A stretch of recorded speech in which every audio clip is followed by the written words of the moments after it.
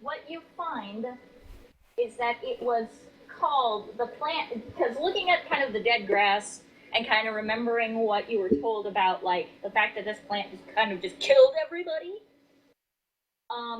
you think that it might have been a beholder plant, which is it's a type of plant that actually grows inside of layers of beholders. They're extremely poisonous. And they're very, basically, if anybody would have come in contact with this plant physically, it probably would have spread very quickly throughout the family and throughout the castle, almost like a disease, a very, very potent, powerful disease. And that's what killed all of, a lot of everybody who was in the castle before they purged it. Through some sort of magic ritual. You never got the details from Lava Logren, but they said that they had to use a pretty powerful magic ritual in order to clean the castle, basically. I'm gonna eat it. No. No. The plant's not there. The plant's not there. The only thing you see is the dead grass and the pedestal. The actual plant, the beholder plant itself, is nowhere to be found. I'm gonna dig a hole. I'm gonna see what's investigation while I'm digging to see what's going on around in the soil. Actually, you hear a voice go, "Oi, don't be digging up my plants." But I was gonna lay an egg. I'm just kind of speaking in sarcasm. You're a mailbird. You look up and you see a brown, tan-skinned, pointed ears. Looks very similar to Tarkis's style of wood elf. Kind of the brown skin, pointed ears. Same thing with Mimsy. Because I love me some elves, man. Elves are my favorite kind of people. Kind of looks over at you. Kind of darkish brown hair. Holding a hoe in his hands. Oi, don't be messing up my garden. The groundskeeper here. If you pull it out, you're gonna put it back. I'm very proud of my work here. I'm kind of looking at the ground, looking back at him, looking at the ground, looking at him. Like, I'm just slowly saying, I was like, alright, just dusting myself off. Would you mind telling me what your fine name is as I kind of plop on my butt in a nearby stool? My name's Austin. Austin, huh? It's Justin. It's Justin without the J. Austin. Austin. Austin. Oh, Austin, for a guy who loves his garden so much, would you mind telling me about this lovely little dead patch you got going on here? Because clearly you ain't doing your job. Well, it's a sad indeed indeed. It's where that cursed thing used to be. Cursed thing? I don't know where it came from. It's, Milady, Cassandra's mother, very much liked to collect rare and unusual plants. As he kind of pokes around, as he kind of, points around at some of the flora here in the atrium. A lot of these plants here are you recognize a couple of them, but it's one of those things to where these are very much transplanted from other areas. And he tells you that she was given this. He calls it the one-eyed plant because he's not really sure what it is. By some diplomats from the south. And it was in a glass, basically a glass box, that was on this little pedestal. And from what he tells you, the youngest little boy, Ludwig actually pushed it over, and it shattered. And he tried to pick it up to kind of fix it, and the plant got all over him. And he became the carrier to his sister, not Cassandra, but the younger sister, the mom and dad, and several of the other people within the castle. And they became violently ill really quickly and died within a few hours. So those people we saw in the catacombs hadn't been dead more than a few days. A few weeks, actually. Okay. This happened just a few... from what he tells you, about 3 months ago is when this all went down. And he says that he actually wasn't working that day. Convenient. It was his uncle who was working. And where is your uncle? We had to bury him along with the others. He's dead. He got it all over himself as well. Hmm. Where's the body buried? We had to burn him. Okay. The only way to be safe. One last question, since we're on this lovely little rooftop here. How far do you think it is from this rooftop to the bottom? As he looks, he kind of, because you guys are kind of in the middle of the roof, he kind of looks over at the edge and goes, say about 60 feet? Quite a distance. You're not going to survive that. Where do you keep all the extra bed sheets? Shadow! As just a side note, don't the arms help with climbing? Yes, they do. Yes, they do. But it'll take me too long and someone will catch me on the way down. Yep. Because probability hates you. Actually, when he's kind of talking to you and he's like, oh, it's a bird folk. Are you from Ereep, the far continent? And that's when I kind of crawl closer to him and freaking get like really like face to face and let one of my extra arms just slither out of it and just tap him on the shoulder. What are you doing? Let me finish. And I kind of tell him it's like, does it matter where I'm from right now? And he kind of you just see him nod. You just see him shake his head and he's like, oh no, just curious. My apologies. I'll take my leave now.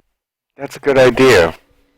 Cause he just kind of like backs up, like still looking at you, and he just like he backs up and keeps backing up. Don't kill the guy. Once he disappears, that's when I kind of look at Gwen. It's like, well, since it's just you and You told Gwen to stay with Jira. Yeah, but I called it back because I couldn't go anywhere. He's got him. That's why I'm looking at Gwen. I was like, well, since we got time and it's just you and me, let's get back to some combat training. You would totally survive a 60-foot drop Still if not going you to go library? down by like 5. No, Why isn't he going? like right now, I'm just like slowly feeling the urge to give up on my endeavors because of all the barricades. So I'm gonna do the one thing that calms Javik down, and that's combat train with this spider. Nice. Not a good area to do it. Hey, Shadow? Yes.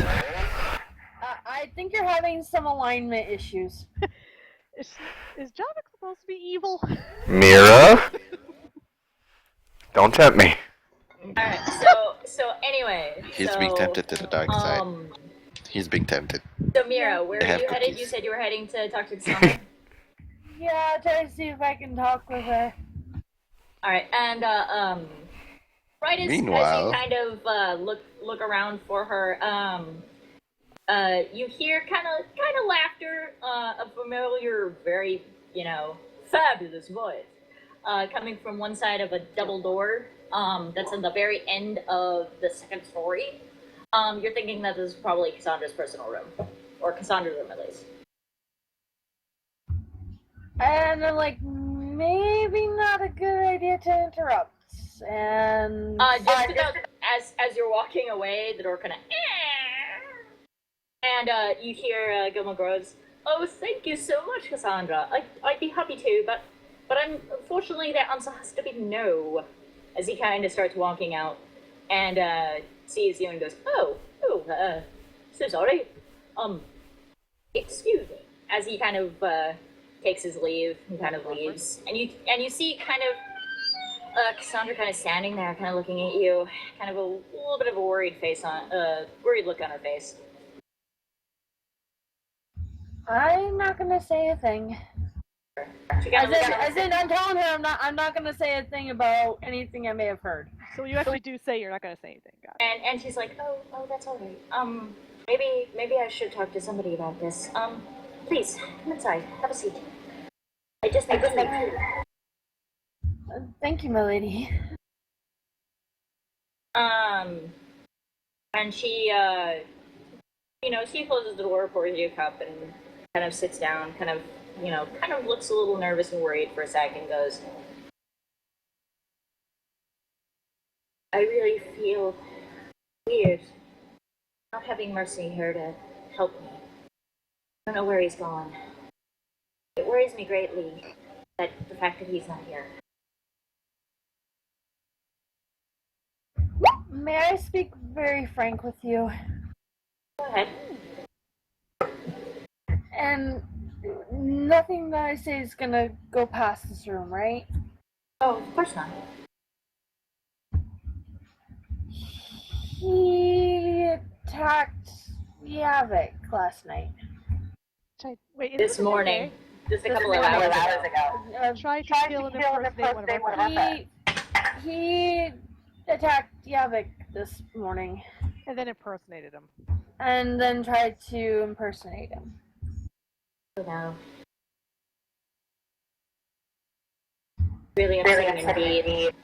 Well, no, all things considered, it's because he knows of something that is also semi-linked to his past, and that's what provocated the attack. The thing is, though, is he's not understanding that not everyone is the same as what he thinks a race should act or how they have acted. It's really... His attack was provocated also by the fact that he was rather irate that Yavik, his fiance, is of course Drow. Mercer never really told me about his past. The only thing I know for certain is that his entire village was killed. Never told me about. He's always been apprehensive towards especially the child. And now I finally why. The thing is, though, is that I don't think he understands that not every Drow or anything are the same, and I think that's part of why his attack was provocated against Yavik. Well, this makes a lot of sense because shortly after I made him Lord of Secrets, Lord and Lady Duskraven left the country. Now I probably know why.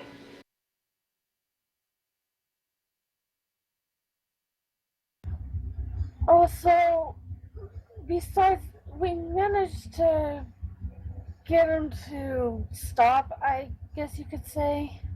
I didn't tell any of the others what he was, and that was up to him to say anything. But then Pyrar started to come along, and I had to let him go. Last thing we needed was another provocation, especially with Pyrar.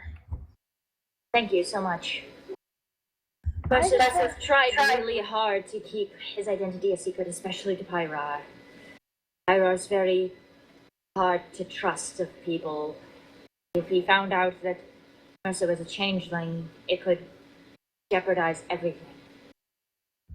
And I understand that. I mean, he told me the night when he needed to really speak with me regarding some issues that were going on, and he was really concerned.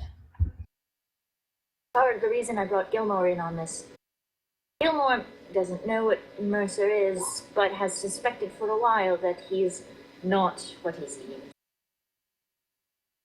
He knows now, which is good. But I trust Gilmore. I always have. So does my brother, and so does the rest, and so did the rest of my family. Which is why he is the court wizard. But he doesn't like to stay in the castle. He's not one to be pent up. Very much a businessman, and I respect that. But I understand that. I feel horrible for what I had to ask him to do, but I'm almost glad he said no. Oh, one of the things that has been a concern of mine, especially after this morning, was what he's maybe planning to do next. What do you mean? Yes, I let him go, but is he going to start a fight with Yavik again, or is he going to calm himself down?